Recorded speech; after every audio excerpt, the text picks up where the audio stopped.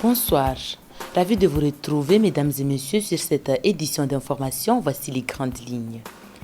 Une caravane de sensibilisation dans la commune de Mwalimtini est menée par la CCF au niveau du Mouili. Cependant, malgré les dispositions prises pour le bien de la femme, mais l'absence de mammographie sur place fait défaut. La rareté des produits alimentaires et les taxes douanières tirent de plus en plus les prix à la hausse. C'est le cas des produits carnés importés qui sont jugés très élevés par la population. Bienvenue dans ce journal.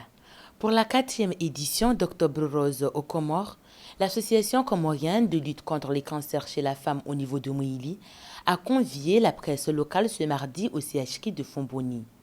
À l'occasion du lancement officiel de la campagne de sensibilisation sur le cancer de sang ainsi que celui de l'utérus chez la femme, une caravane de sensibilisation a sillonné la commune de Mwalimtini pour sensibiliser les femmes sur les dangers du cancer gynécologique et du sang.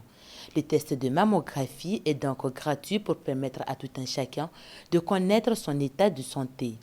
Pour plus d'informations, suivons le docteur Mohamed Ibrahim Banarizik. D'habitude, comme à l'accoutumée, chaque année, au mois d'octobre, l'association de lutte contre les cancers féminins, en l'occurrence le cancer du col et le cancer du sein, organise des activités pour sensibiliser la population et particulièrement la population féminine sur la manière, sur les manières de se protéger contre ces cancers. Donc cette année, nous allons organiser des caravanes dans tous les villages de l'île. C'est une première activité. Ensuite, nous avons programmé de faire en sorte que les femmes qui ont l'âge de 50 ans et plus puissent aller à Moroni et aller faire gratuitement des mammographies. Parce que c'est l'avantage. C'est l'avantage de ces cancers. Ces cancers, lorsqu'on les détecte tôt, on peut les soigner et les guérir. Et on peut les détecter tôt lorsqu'on fait la mammographie ou le frottis. Sur le même ordre d'idées, une campagne de sensibilisation est organisée au courant de cette semaine à la douane de Mouili par l'association de lutte contre les cancers chez la femme ACCF. Le but est de les interpeller sur les dangers liés à cette maladie qui touche de plus en plus les femmes. Plus de précisions avec Soron Tiburamadi, Etienne Mohamed et Lamine.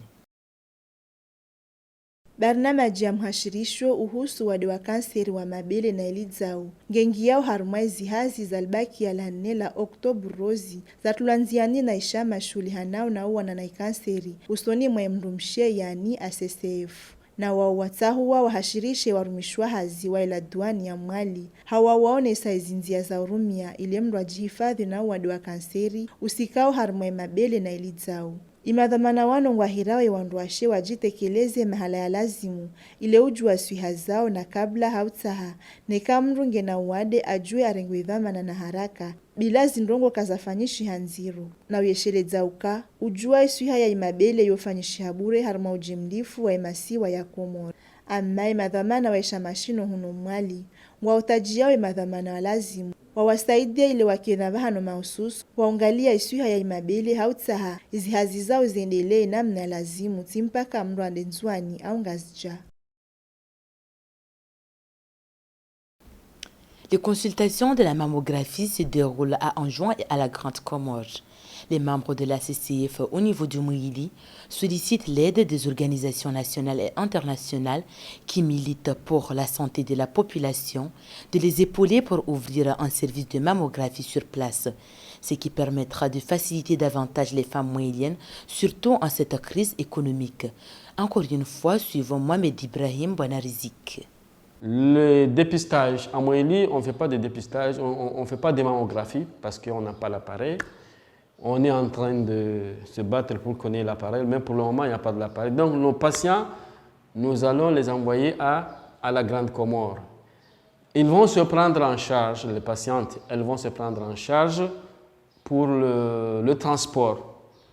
Maintenant, pour l'acte la mammographie, ça sera subventionné et c'est l'association qui va s'en charger. Et donc, nous sensibilisons les femmes et nous lançons un appel pour que les femmes viennent nous voir pour qu'ils puissent faire ces mammographies et faire aussi le frottis cervico-vaginal. Le frottis n'est pas subventionné, mais on le conseille parce que c'est très important. Autre volet de ce journal. Aux Comores, en particulier à Mouili, les prix des produits ne cessent d'augmenter, particulièrement ceux des produits carnés, une situation qui n'arrange pas les usagers de la place. Suivant ce reportage de Soran Tibouramadi, Etienne Mohamed et Lamine. Ici, à Mouili, tout comme dans les autres îles Sœurs, la population vit depuis un bon moment une insuffisance des produits alimentaires. Une rareté qui engendre chaque jour la hausse des prix des produits alimentaires de première nécessité. On peut citer par exemple les produits carnés, notamment la viande, cuisses et volaille. Ici à Mouili, désormais un carton de poulet coûte 15 000 au lieu de 13 000 francs et se vend à 1 600 par kilo. Un carton de viande est vendu à 27 000 francs et 3 000 par kilo, tout comme les cuisses qui coûtent 18 000 cartons et vendus à 1 900 le kilo. Des prix qui ne facilitent pas le quotidien de la population moyenne. Les commerçants, tout comme les vendeurs, pointent du doigt la douane d'être à l'origine de cette cherté. En effet, les frais et taxes portuaires ont une répercussion sur les prix des produits. VTR, un changement brusque qui se vit dans le pays, particulièrement ici à Mouili, et qui affecte les couches sociales, surtout les plus démunies. Force est de constater que la hausse du prix des produits ne cesse de prendre de l'ampleur. Face à cette situation, les autorités compétentes ont du pain sur la planche pour faciliter et accompagner la vie de la population comorienne. Sur le même ordre d'idées, pas seulement les produits carnés qui connaissent une hausse des prix, mais également la farine, une situation qui n'est pas vue de bon œil par bon nombre de la population moyenne, surtout ceux qui sont focalisés dans les activités de pâtisserie et autres. Suivant ce reportage de Mouni Bouhamir, Etienne Mohamed et Lamine. Il y a de cela quelques mois, le manque de farine freine considérablement plusieurs activités. Presque toutes les boutiques et magasins ne disposent même pas un seul sac de farine. Conséquence, les pâtisseries, les boulangeries n'arrivent plus à répondre aux besoins des consommateurs et ils sont contraints de suspendre leurs activités. La cherté de la vie se résume par le manque et la flambe des prix des denrées alimentaires. Malgré les potentiels que disposent les Comores, cependant, ils sont un grand importeur des produits alimentaires, dont les produits carnés. Ces derniers viennent en effet de l'Inde, Brésil et autres. Sur la page éducation, l'état des écoles publiques de la place laisse à désirer. Certains d'entre eux sont construits depuis les années 70 et jusqu'alors, ils n'ont subi aucune réhabilitation. Une situation qui ne facilite pas du tout l'éducation des enfants, surtout ceux venant des familles vulnérables. Suivant ce reportage de Nayam Seidomar, Etienne Mohamed et Lamine. À Mouili, elles sont nombreuses, les écoles publiques de l'île qui sont dans un état déplorable. C'est le cas de l'école primaire publique de Fomboni Centre, construite depuis 1959, dont jusqu'alors n'a subi aucune réhabilitation. Les toitures dégradées, le manque de tables-bancs, ces salles des classes laissent à désirer. Pour l'école primaire publique d'Itsamia, à part l'état qui se dégrade de jour en jour, l'odeur nauséabonde que dégagent ces salles de classe est loin de faciliter l'apprentissage. Cette école est composée de 2 salles de classe qui accueillent 6 classes de ce pan jusqu'à 102. Non seulement elle manque de clôture, mais aussi le bâtiment est le lieu favori des oiseaux, ce qui explique la saleté et le mauvais odeur, un phénomène qui peut avoir des répercussions sur l'éducation et la santé des élèves et enseignants. Vous voyez déjà comment l'état de l'école, il y a des petits animaux qui sont là, qu'on appelle en comorien le mbera-soussou, donc on n'arrive pas même à respirer.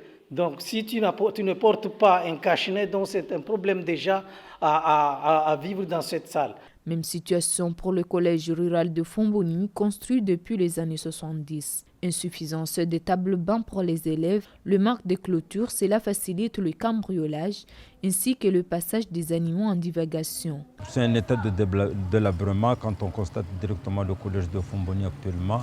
Au début, c'était un collège situé peut-être à 2 km de la ville de Fomboni, mais actuellement, le collège se trouve à l'intérieur même de la ville de Fomboni et sans clôture, on comprend directement que là, il y a une...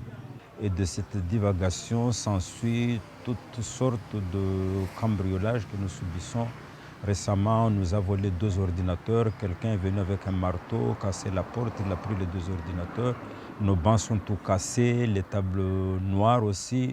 Afin d'avoir une éducation de qualité, le ministère de l'Éducation, à travers ses différents partenaires, doit trouver une solution pérenne et permettre aux élèves de suivre les cours dans un environnement de sécurité. Autre volet de ce journal, une cérémonie de prestation de serment de des avocats s'est déroulée ce jeudi au palais de justice de Fomboni. Une prestation qui va leur permettre d'exercer leur métier en toute liberté. Suivant ce reportage de Zaharia Madkassim et Etienne Mohamed Elamine, commenté par Monibou Amir.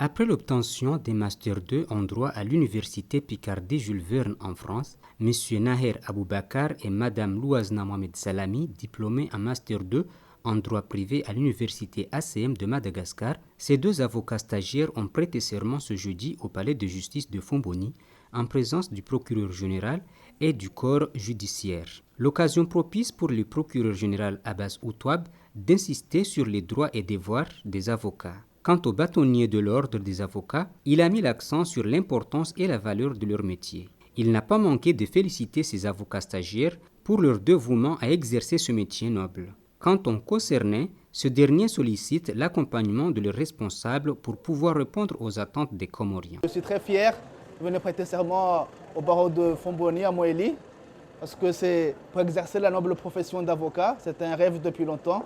Et donc je suis très fier, je suis très content. Et je souhaite remercier tous ceux qui m'ont aidé, qui m'ont soutenu, particulièrement mes parents, mes oncles, toute la famille. Aujourd'hui, c'est la journée de prestation de serment qui me permettra d'intégrer le barreau de Fomboni de Moélie. Mon message est que le bâtonnier nous aide à nous intégrer, vu que pour nous sommes des nouveaux et nous avons besoin d'eux pour nous en sortir. À savoir, l'île de Moélie comptabilise environ 14 avocats stagiaires, dont un titulaire. La remarque faite, ce dernier exerce dans les autres îles. Cette prestation de serment est une manière de permettre aux auxiliaires de justice d'exercer leurs fonctions avec dignité, transparence, indépendance, probité et humanité. Pour finir, à Moélie, certaines personnes se lancent dans la production du papaye, un fruit très vitaminé et qui offre nombreux bienfaits nécessaires pour l'organisme. Suivant ce reportage de Zaharia Madkassim et Etienne Mohamed Elamine, commenté par Zoubeda Andilan. Ces derniers temps, ils sont nombreux les agriculteurs qui se focalisent sur la production des papayes, très sollicités surtout par les restaurateurs pour la préparation du jus.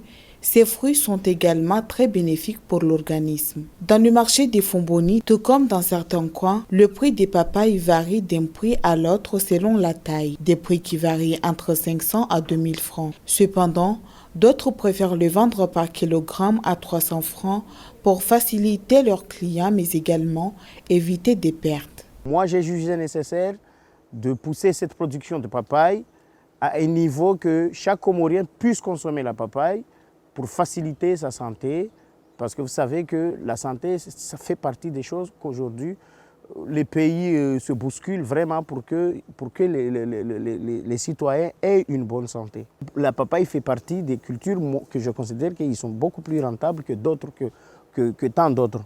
La papaye est une bonne source de vitamines qui sont indispensables à la beauté et à la jeunesse de la peau et qui empêchent également l'accumulation de cholestérol dans les artères. Il regorge aussi de vitamine C et réduit les risques de différentes maladies, notamment le cancer. Les consommer régulièrement est vivement recommandé pour avoir une meilleure santé et faciliter la digestion. C'est la fin complète de ce journal, mais avant de la boucler, je vous rappelle les titres. Une caravane de sensibilisation dans la commune de Mwalimdjini est menée par la CCF au niveau de Mouili. Cependant, malgré les dispositions prises pour le bien-être de la femme, mais l'absence de mammographie sur place fait défaut. La rareté des produits alimentaires et les taxes douaniers tirent de plus en plus les prix à la hausse. C'est le cas des produits carnés importés qui sont jugés très élevés par la population. C'est la fin de cette édition. Merci à tous de l'avoir suivi. Excellente soirée sur votre chaîne nationale. Au revoir et à très bientôt.